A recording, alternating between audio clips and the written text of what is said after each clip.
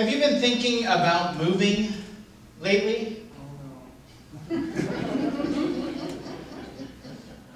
According to an article in the Daily Journal this week, 6 in 10 Illinoisans have thought about becoming ex-Illinoisans in the last year alone, according to a September poll conducted for the University of Illinois at Springfield.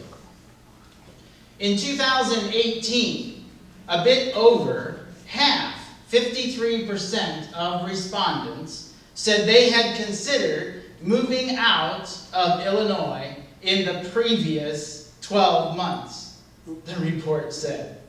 In 2019, this has risen to slightly more than 6 in 10, so from 53% to 61% in a year. When asked why, the majority of all respondents said it was lower state taxes. The next was state government policies. And finally, better weather. Better weather. One striking statistic was the percentage of high earners who say they've considered moving out of state, according to the article. Those who earned more were more likely to consider moving out of Illinois. Those who earned more were more likely to consider moving out of Illinois. Respondents, the article said, reporting a household income of more than $100,000 a year, 68% of the respondents, are nearly 10 percentage points higher than other income groups to say they've considered moving out of the state. When asked where they would go, they said, Indiana. That was one of them, Indiana, Florida, Texas, Tennessee, and California. Arizona didn't make the list. Florida, Indiana, Texas, Tennessee, and California were the top 5. Arizona's probably 6th. Most cited destinations, although Denver and Colorado might have been right in there too. The top 3 states were listed as the top destination for both Democratic and Republican respondents. So it didn't really matter which party you might be affiliated with. Well, let's take a poll right now, shall we? Be honest. How many of you would make the move to another state if given the opportunity right now? That's interesting. Some of you would. Some of you would. So the next question that I'm not going to have you answer out loud is, how did you come to your decision? How did you come to your decision? I've always considered the pros and cons for big decisions, such as moving from one community to another. Way back in 1997, when I was newly ordained into the ministry and had finished up my time at Christian Theological Seminary, had my degree, you all had ordained me right here in this sanctuary that July, and we were searching for a full-time ministry assignment. And in that process, I was invited to interview, because that's our process as disciples. I was invited to interview at 3 different congregations, all at the same time. Typically, you're only doing one at a time, but we had 3 interview requests within like 36 hours of each other, and it was hard to say no to any of those requests. So we accepted those requests and went off to do those interviews. And what was very interesting about them was that one of them was in Janesville, Wisconsin, which is where Sarah Moore, who attends our congregation, is closely has some relatives and is from. It was in Janesville, Wisconsin. The other one was in Decatur, Illinois. You know how that one turned out, if you know me very well. And the final one was in DuQuoin, Illinois. Now, in the Midwest, that's about as far apart from each other as you can get. That's like traveling from winter to the tropics in a series of 3 interviews. But the other interesting thing about those interviews was that all of those towns are on US 51. Every single one. It travels right through those towns. So God wanted me on US 51. That was the only thing I could figure out. Terry and I went to a restaurant in Anderson, Indiana. We lived in Indiana at the time, and we sat at this restaurant that used butcher paper as the tablecloths in the restaurant, and they gave you crayons.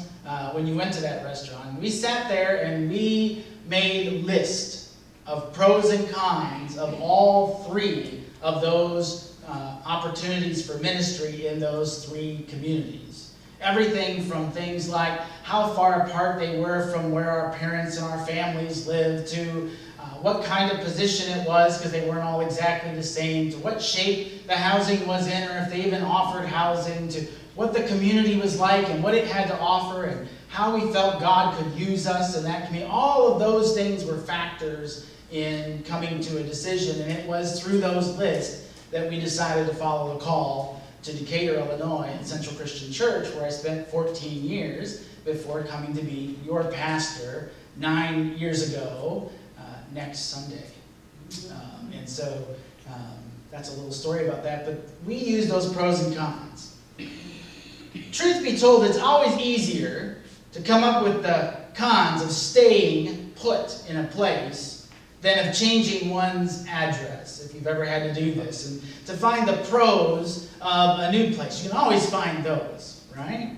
And because, of course, the grass is always greener on the other side of the fence.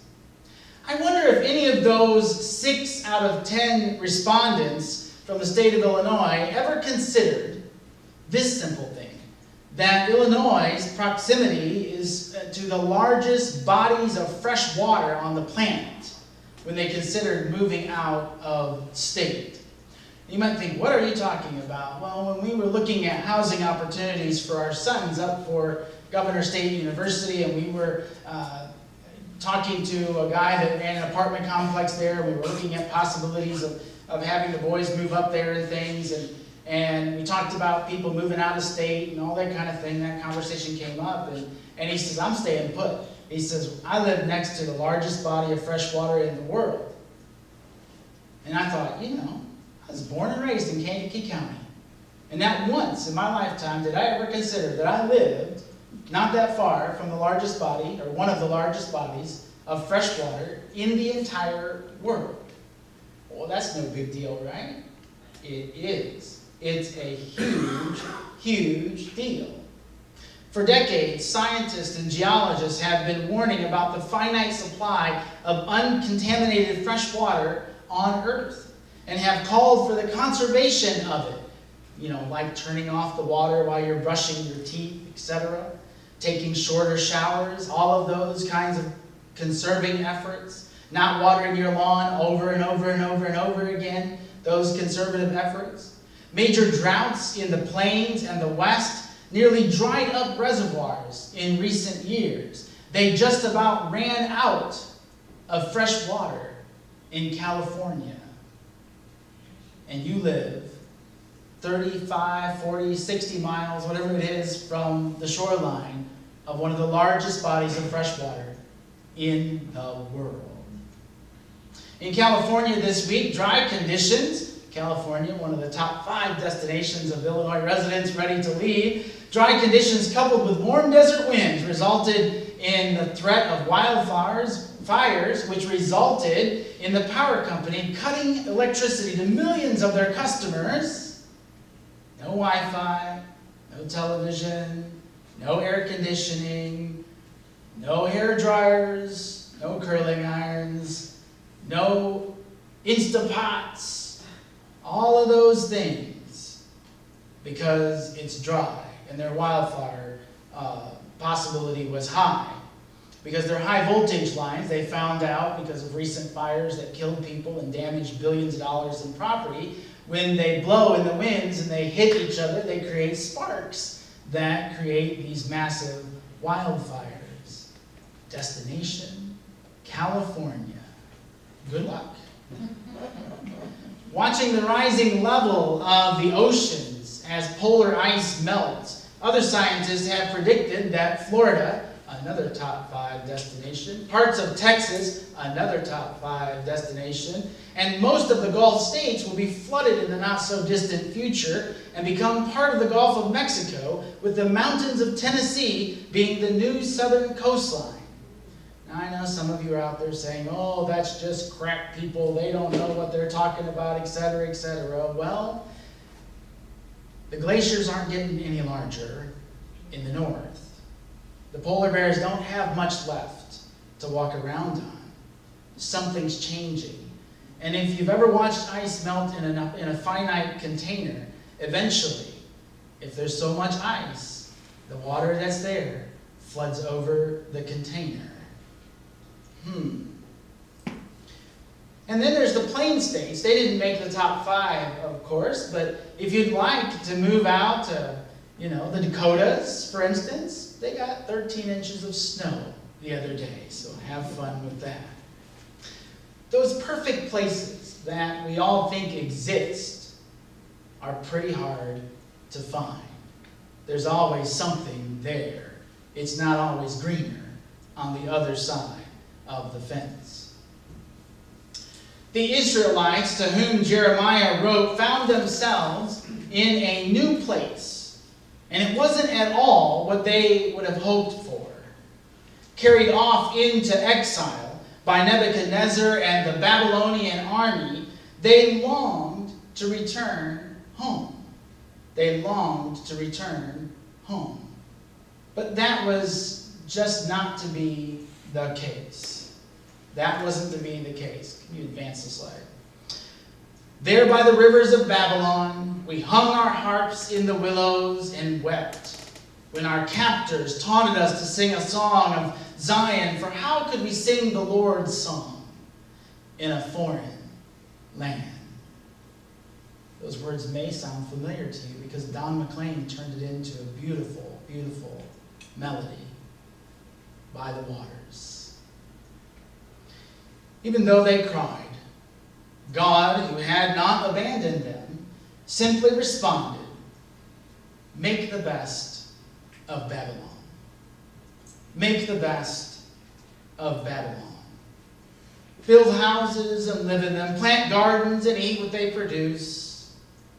Expand your families. Do not decrease. Multiply there." God knows that external circumstances, such as geographical location, play a very small role in our overall contentment.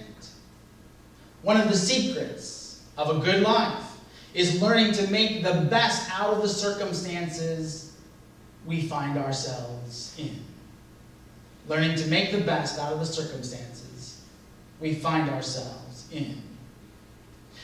Our consumer culture doesn't sell that kind of contentment to us.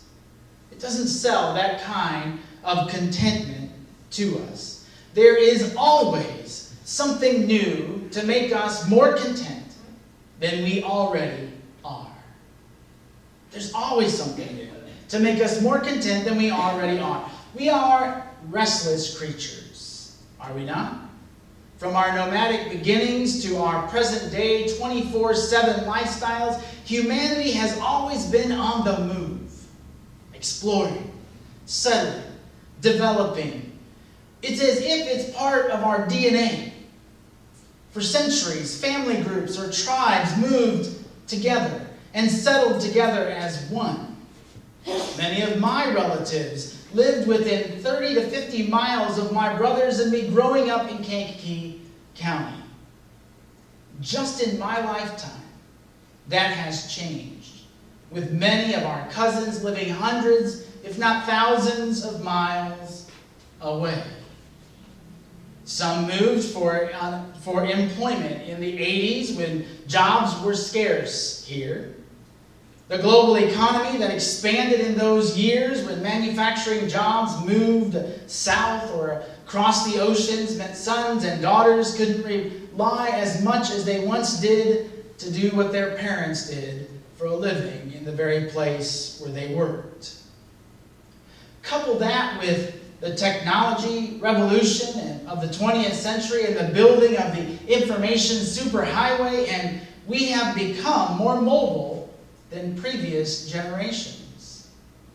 Generation Xers, like myself, are said to have 5 or more careers. 5 or more careers before they retire. We are restless creatures. and our ancestors that followed seasons for hunting and gathering. No, our restlessness is about fulfillment, contentment, happiness, and joy. We're not restless because we got to move south for the winter. Well, I know there's a snowbird thing. We'll put that aside for a second. We're not just restless because of survival. We're restless because we seek fulfillment. We seek contentment. Unlike our nomadic ancestors who migrated for survival, as do many refugees yet today, we migrate mostly because we want something we think is better. A better job, a better neighborhood to live in, better schools for our children, better physical and mental health, a better spouse or partner, a better life experience, a better church. A better job is doing something we would enjoy, right? Like, while making a ton of money, of course, so that we have no financial worries and we can have everything we want. A better neighborhood is safe and fits our personality, whether we are the quiet type or we are the life of the party. Better health, emotional or physical, is void of pain, of course, and filled with the ability to do everything we want without any effort of our own. A better church is one that moves and inspires us all while entertaining us at the same time. A better church has awesome facilities and ministries for all age groups, for men and women, for singles and marrieds, all planned, organized, and led by someone else. A better church has awesome worship, with music and imagery that moves us, traditions, and that same cozy feeling of grandma's little country church, and a contemporary message that encourages and motivates us to have our best life right here, right now, all within the 60 minutes allowed for worship this week. A better spouse will meet all of our relationship needs, including being the center of their undivided attention and giving us plenty of personal space all at the same time. A quick but important sidebar here. October's Domestic Violence Awareness Month, and it's clear that I'm being sarcastic about our desires for the perfect partner in our relationships. And that said, an adequate partner is not an abusive, manipulating, or controlling spouse. Real healthy relationships are built on mutual respect, love, and fulfillment, not servitude, fear, or control. And we don't always know that about our partners before we say, I do. So by all means, any who experience abusive behavior from a spouse, a boyfriend, a girlfriend, a partner, has every right to seek something, someone better in their life. We have an insatiable appetite, driven by the dog-eat-dog consumerism that competes for our attention every second of every day. Our lives are saturated with offers for the next best move that will bring us to perfection, complete fulfillment, ultimate satisfaction, healing, wholeness, and contentment. And the truth is that in most cases, the grass really isn't greener on the other side of the fence. The grass really isn't greener on the other side of the fence. Perfection is a fantasy at best. Fulfillment, satisfaction, healing, wholeness, and contentment may all be in our midst right where we are, if we pause long enough to notice, and when we commit ourselves to making the best of whatever circumstances we find ourselves in. Next slide. Disciples of Jesus grow where we are planted. Disciples do not live in a fantasy world of perfection. Disciples live in this world that's messy and imperfect, not always kind, and often filled with loss, challenges, and yes, even pain. Disciples make the best of our Babylons. If our attitude is one of restlessness, always wishing we were somewhere else, with someone else, doing something else, if our attitude is one of restlessness, our community will also be a place and a people of discontent. Let me say that again.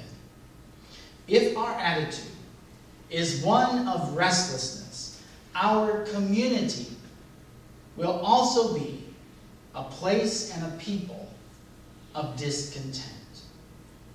For our community is simply the mirror that reflects us. The mirror that reflects us. So wherever we believe that our community is the worst, whenever we believe that our community is the worst, and boy do I hear a bunch of this on social media. If we believe Kankakee County or our neighborhood is the desolate pit, or our state, then we should ask ourselves how we are contributing to that image. How we are contributing to that image. And how may we make the best of this little slice of God's creation while we are sojourning here? The prophet said in the letter to the Israelites in exile that God commanded that you pray for the city, for in its welfare they would find their welfare.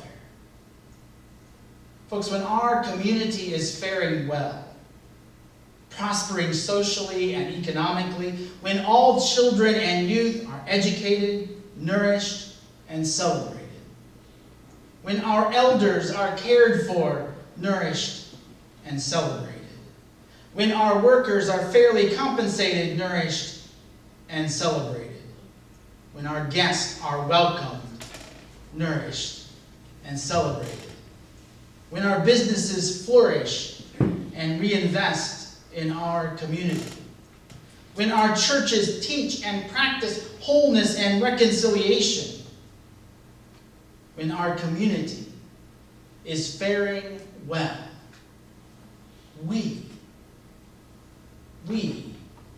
fare well. Disciples of Jesus grow where we are planted. We make the best of Babylon.